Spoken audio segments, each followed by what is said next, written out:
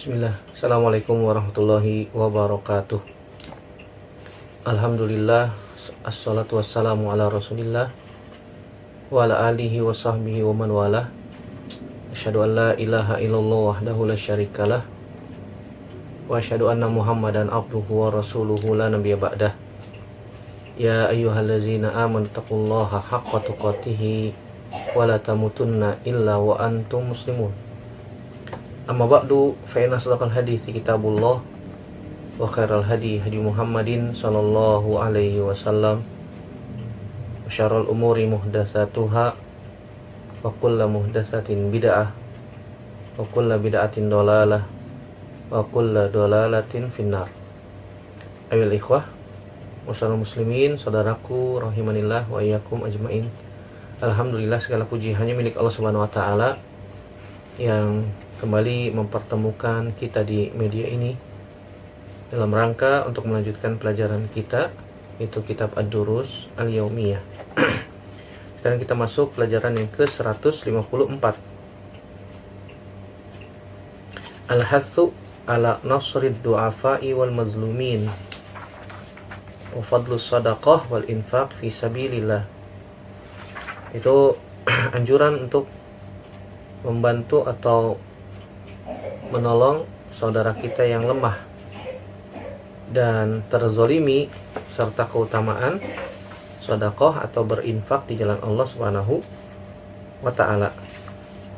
Ketahuilah saudaraku rahimanillah wa ajmain, Islam itu memerintahkan untuk membantu sama kaum muslimin, orang-orang yang lemah di antara kita.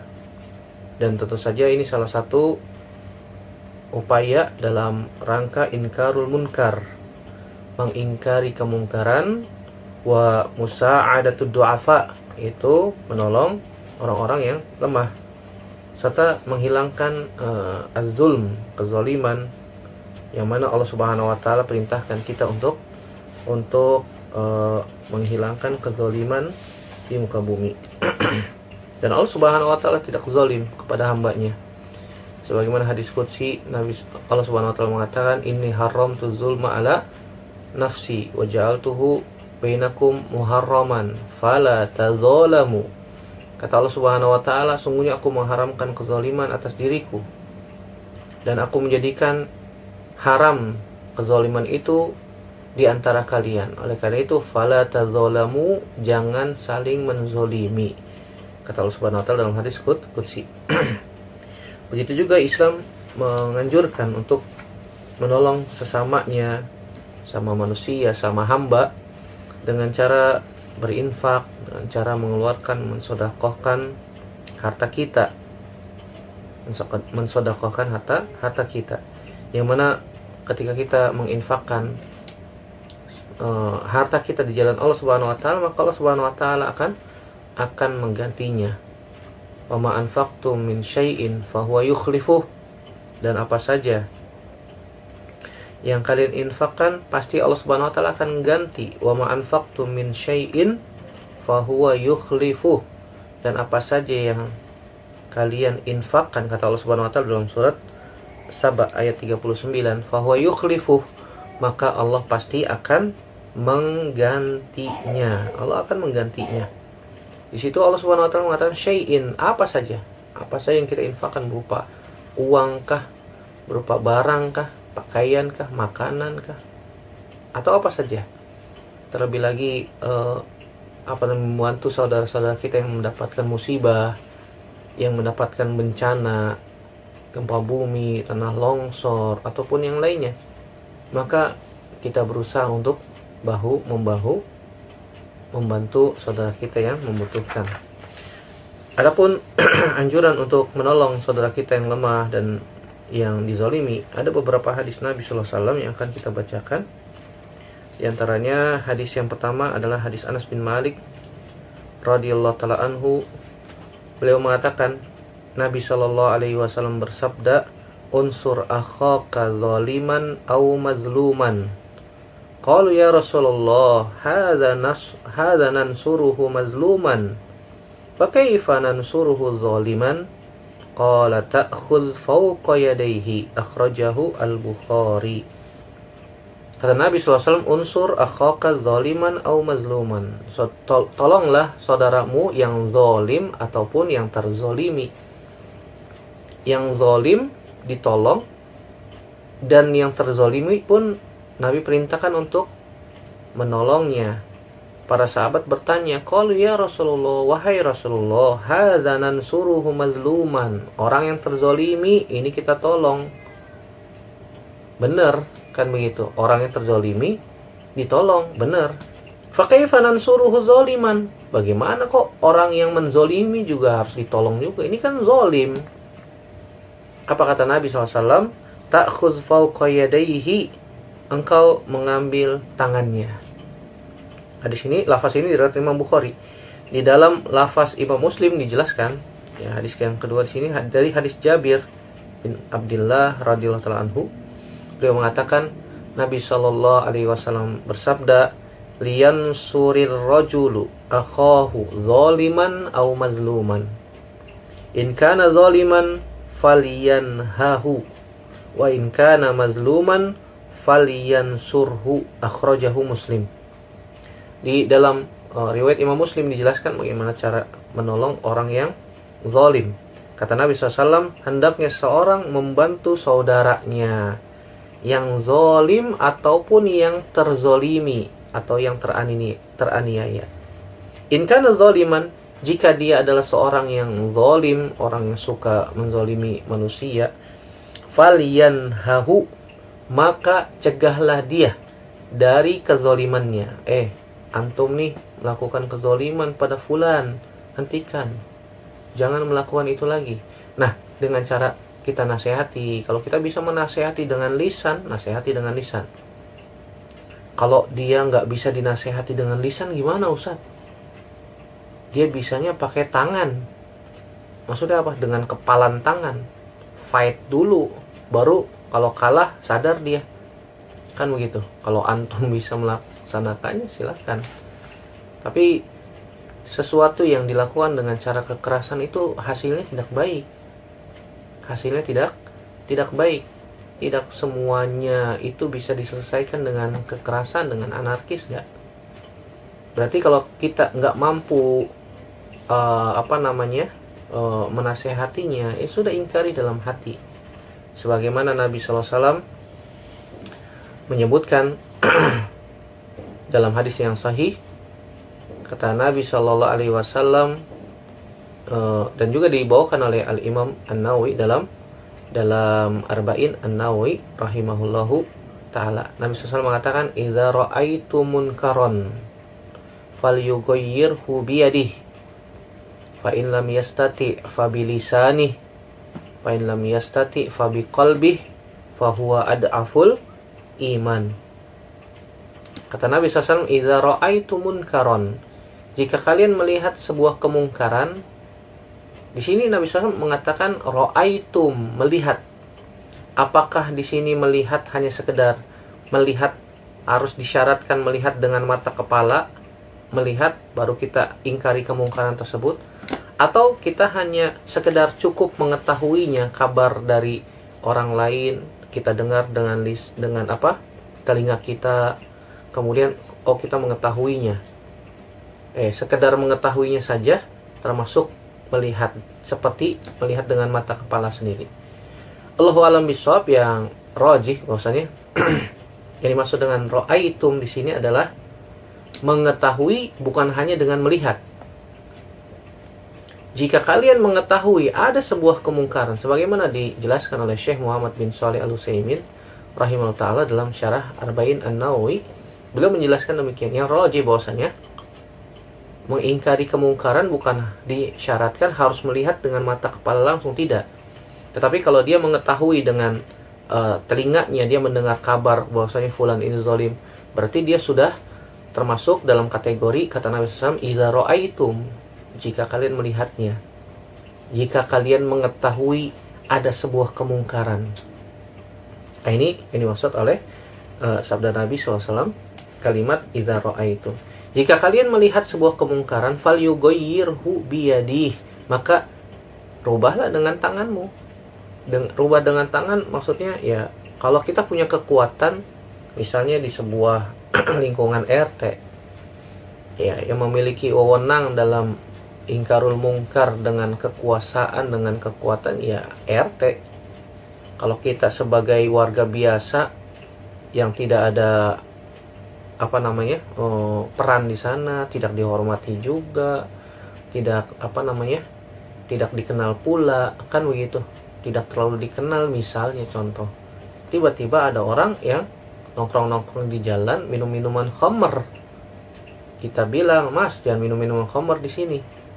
Lah kita siapa, kan begitu, kita nggak dikenal sama mereka. Tiba-tiba kita melarang-larang mereka, mereka bisa marah tuh, kitanya malah mudorot nantinya.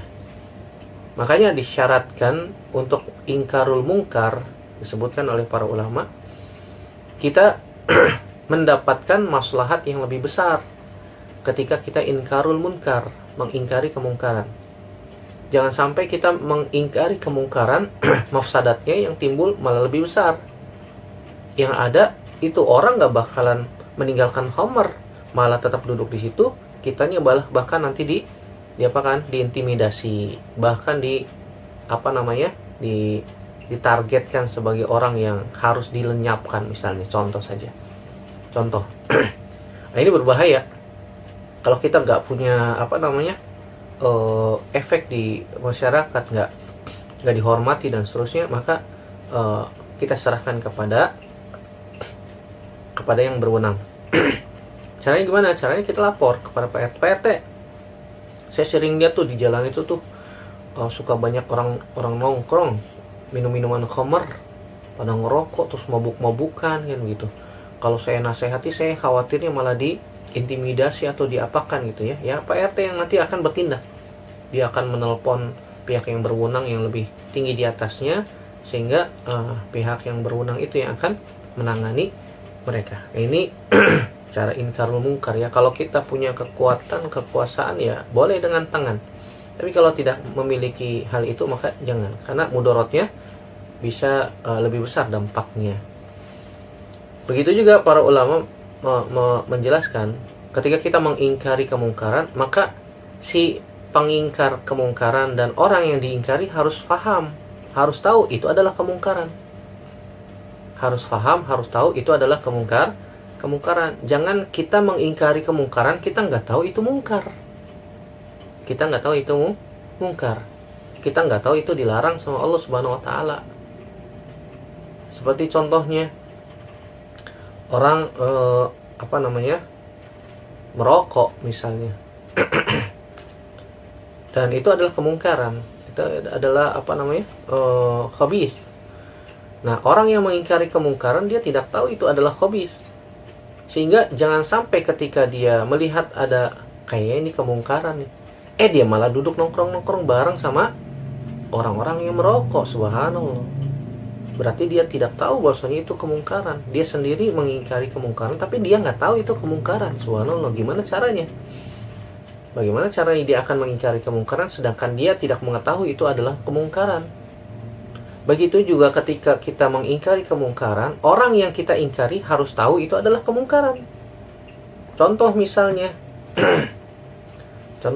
kita ingkari kemungkaran orang yang merokok tadi, tapi dia nggak tahu itu kemungkaran. Otomatis kita harus jelaskan terlebih dahulu. Iya, kalau mereka langsung terima. Kalau tidak terima, ya sudah, kewajiban kita selesai. Kan begitu, kewajiban kita selesai.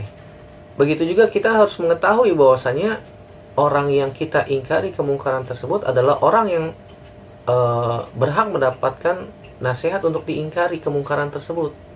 Jangan sampai kita salah sasaran, jangan sampai kita salah target, kan begitu. Contohnya misalnya kita mengingkari di bulan Ramadan di siang hari ada orang makan, kita langsung ingkari kemungkaran. Kita nggak tahu keadaan orang itu. Ternyata orang itu sedang safar misalnya.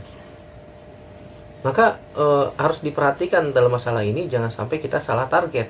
Maaf Pak, Anda ini nggak puasa di siang Ramadan, makan. Ternyata dia lagi safar. Orang yang safar kan diberikan rukhsah, diberikan keringanan, tidak puasa, boleh makan. Maaf Pak, saya sedang safar. Oh, malu sendiri kan. Nah, mengingkari kemungkaran, dia nggak tahu keadaan orang yang diingkarinya. Oh, ternyata dia sedang safar. Ternyata dia sedang safar. Begitu juga yang harus diperhatikan orang yang sedang safar, misalnya kalau mau makan di siang hari di bulan Ramadan, lebih baik sembunyi-sembunyi. Khawatir orang salah paham. Seperti tadi keadaannya, seperti tadi. Jadi menolong orang yang zalim itu kita cegah dari kezalimannya, dari kezalimannya. Dengan cara tadi, bisa dengan tangan kalau misalnya punya kekuatan, kekuasaan, atau dengan lisan. Kata Nabi SAW, fa in lam yastati fa bi lisanih, dengan nasihat. Nah, ini tugasnya orang-orang yang bisa menasehati, seperti ustadz. Nah, kalau dia di mata masyarakat dihormati, silahkan nasihati, bismillah, dengan bahasa yang lembut, dengan bahasa yang santun, dengan bahasa yang mudah dicerna, sehingga mereka menerima nasihat kita. Kalau nasihat kita tidak diterima, maka kewajiban kita sudah selesai menasihati mereka. Jangan sampai kita melihat kemungkaran tersebut di hadapan kita dengan mata kepala kita sendiri, kita tidak menasihati mereka. Kalau mereka mau menerima, alhamdulillah. Kalau mereka tidak mau menerima, ya kewajiban kita sudah selesai di hadapan Allah Subhanahu wa taala. Jangan sampai nanti kita ditanya oleh Allah Subhanahu wa taala, kenapa Anda tidak mengingkari kemungkaran tersebut? Apa yang harus kita jawab di hadapan Allah Subhanahu wa taala? Nah, ketika saudara kita melakukan kesalahan, maka kita ingatkan. Itu tanda kebaikan saudara kita tersebut. Jangan disalahartikan, jangan disalahfahami bahwasanya oh ini begini begitu dan seterusnya. Jangan. Itu namanya suudzon. Suudzon. Ketika saudara kita menasehati, maaf mas, ini salah, tidak sesuai dengan sunnah Nabi Shallallahu Alaihi Wasallam. Yang benar tuh seperti ini, dengan bahasa yang santun, dengan bahasa yang lembut, dengan bahasa yang mudah dicerna. Kan enak ya, enak. Beda sama kita niatnya baik, bagus, mengingkari kemungkaran, tapi bahasanya kasar, caranya tidak benar, pengemasannya kurang baik, maka orang tidak akan terima. Seperti orang mau kasih hadiah, tapi dilempar nih hadiah buat ente. Subhanallah. Itu gak bakalan diterima tuh. Walaupun isinya mungkin barang yang bagus, tapi caranya salah. Caranya tidak tepat. Caranya kurang cantik, kan begitu. Kurang cantik. Pengemasannya kurang cantik. Gimana caranya? Kita ini dai misalnya, orang yang menyuruh kepada kebaikan, agar kebaikan yang kita sampaikan diterima oleh masyarakat, oleh saudara kita sama muslim. Nah, kita harus perbaiki lisan kita, pengemasan kita. Jangan sampai bagus, niatnya bagus, yang dibawakan benar, sahih, tetapi caranya, maka orang tidak akan terima cara yang kasar, dengan cara yang arogan, dengan cara yang malah menimbulkan permusuhan. Apakah itu inti dari dakwah para nabi dan rasul? Tentunya tidak. Tidak. Maka perhatikan saudaraku rahimanillah wa ikum ajmain, ketika kita mengingkari sebuah kemungkaran, bahasa kita diperhatikan. Jangan sampai kita malah terpancing emosinya, malah bukan kemaslahatan yang kita dapatkan, malah sebaliknya mudorot. Mudorotnya apa? Bisa jadi dia mencaci sunnah Nabi SAW. Bisa jadi dia malah mencela Islam itu sendiri. Na'udzubillah. Nas'alullah salamata wal afiyah. Makanya Allah Subhanahu wa taala katakan, wala tasubbul ladzina yad'una min dunillah fayasubbullaha adwan bighairi ilmin. Kata Allah Subhanahu wa taala, jangan kalian cela orang-orang yang menyembah kepada selain Allah, yang akibatnya mereka akan balik mencela Allah tanpa ilmu. Nah, ini bahaya kan begitu. Kenapa kok bisa seperti itu? Terpancing dia mencela Allah Subhanahu wa taala, mencela Nabi Shallallahu alaihi wasallam, karena kita kurang mengemas dengan baik. Karena kita kurang mengemas cara menyampaikan dengan cara yang baik, dengan cara yang lembut, dengan cara yang santun. Orang itu kalau dilembutin, orang itu kalau diajak bicara dengan sopan, dia akan terima, insya Allah. Dia akan terima. Beda kalau kita bicara dengan orang tapi bahasanya kasar, bahasanya arogan, tensi tinggi. Wah, orang akan defense terlebih dahulu. Orang akan membela diri nanti. Dia tidak akan terima. Walaupun yang dikatakan benar, walaupun yang dikatakan, yang disampaikan adalah sahih, adalah benar. Maka diperhatikan saudaraku rahimanillah wa iyyakum ajmain. In kana zaliman falyanhahu. Jika saudara kita itu zalim, maka cegahlah dia dari kezaliman. Caranya tadi ya, kalau kita punya kekuatan, kekuasaan ya, kita bisa mencegah dengan kekuasaan wewenang yang kita miliki. Ya paling tidak di rumah kita punya kekuasaan untuk mencegah, menghilangkan kemungkaran-kemungkaran yang ada di dalam rumah. Kemungkaran yang ada dalam rumah, istri, anak-anak, ya minimal dalam rumah. Kalau kita sudah bisa melakukan hal itu, maka kita bisa melakukan di tingkat yang lebih tinggi lagi. Fa lam yastati fa bi lisanihi, illam yastati fa bi qalbihi, fa huwa adaful iman. Kalau tidak bisa, ya paling tidak mengingkari dengan hati. Mengingkari dengan hati. Mengingkari dengan hati, kata Nabi SAW, adalah termasuk selemah-lemahnya iman. Selemah-lemahnya iman. Wa in kana mazluman falyansurhu.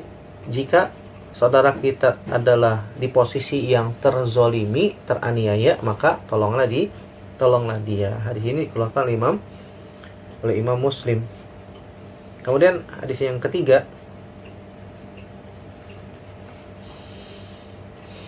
hadis Jabir bin Abdullah radhiyallahu anhu, beliau mengatakan, Nabi SAW bersabda, "Ma min imri'in yakhzulum ro'an musliman fi mautinin yuntaqasu fihi min irdihi wa yuntahaku fihi min hurmatihi illa khazalahu Allahu fi mautinin yuhibbu fihi nusratahu wa ma min ahadin yansuru musliman fi mautinin yuntaqasu fihi min irdihi wa yuntahaku fihi min hurmatihi illa nasarahu Allahu fi mautinin yuhibbu fihi nusratahu."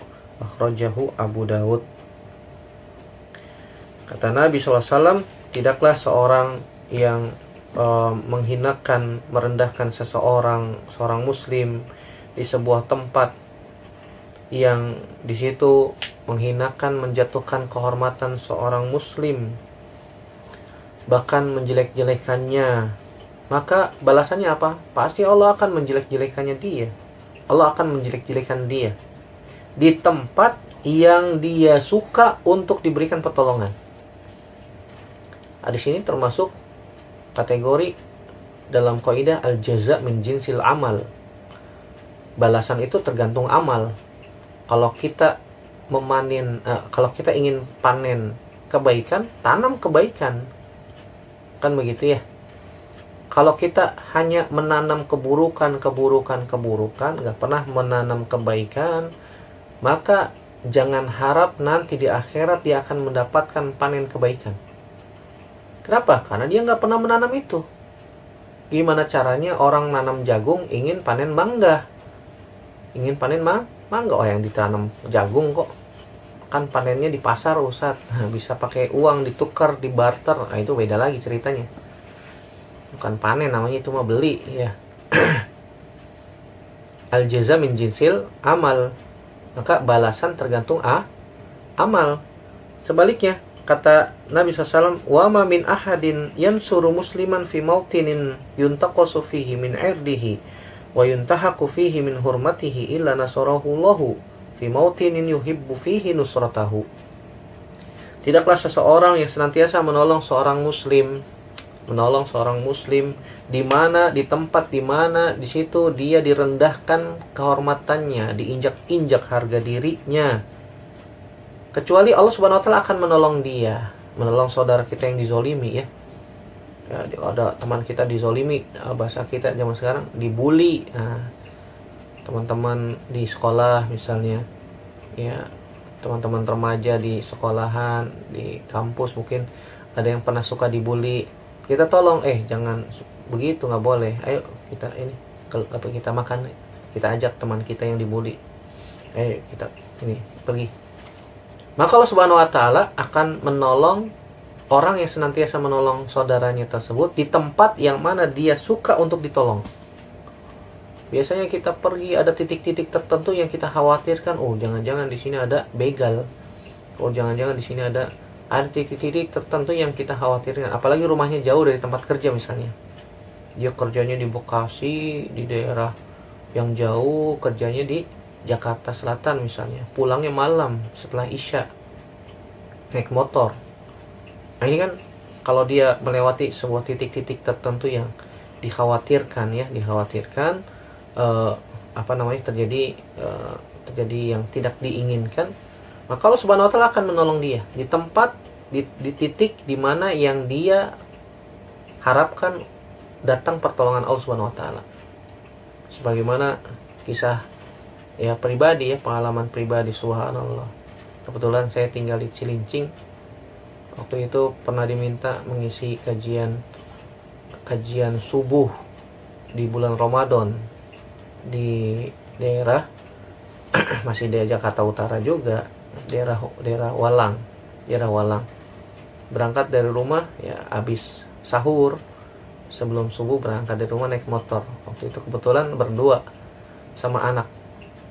Tiba-tiba di daerah ada titik kalau nggak salah di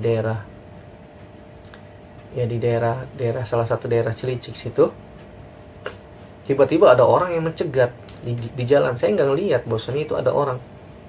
Karena sedang buru-buru, gas sedang ditarik kencang, tidak melihat ternyata ada orang yang teriak tolong. Tapi saya nggak ngelihat itu ada orang, subhanallah. Saya nggak ngelihat itu ada orang. Sehingga saya terobos langsung, bus. Ketika ada seseorang yang berusaha untuk menghindari motor saya, baru saya sadar, kok ada orang. Subhanallah, jam 4 pagi kalau nggak salah jam 4 pagi. Dan saya tanya kepada teman-teman daerah saya itu, alhamdulillah nggak berhenti antum saat. Kenapa? Kalau berhenti antum bisa dibegal. Itu orang minta tolong hanya pura-pura. Ternyata di sampingnya temannya banyak. Ya, ada modus pencurian lah, modus begal lah, diambil motornya lah atau apalah, subhanallah. Jadi itu pengalaman pribadi saja sebagai pelajaran. Artinya hadis Nabi SAW ini real, fakta, bisa terjadi dan semua orang bisa mengalami hal itu. Kalau kita suka menolong seorang hamba yang muslim misalnya, ini bukan kita mentazkiyah diri kita, fala uzaki anfusakum, kata Allah Subhanahu wa taala, tidak boleh kita mentazkiyah diri kita masing-masing. Kita cerita seperti ini sebagai ibroh, mengambil pelajaran bahwasanya Nabi Shallallahu alaihi wasallam wa ma yantiqu anil hawa in huwa illa wahyu yuha. Nabi SAW berbicara bukan karena hawa nafsu, tetapi Nabi SAW berbicara berdasarkan wahyu yang diwahyukan oleh Allah Subhanahu wa ta'ala.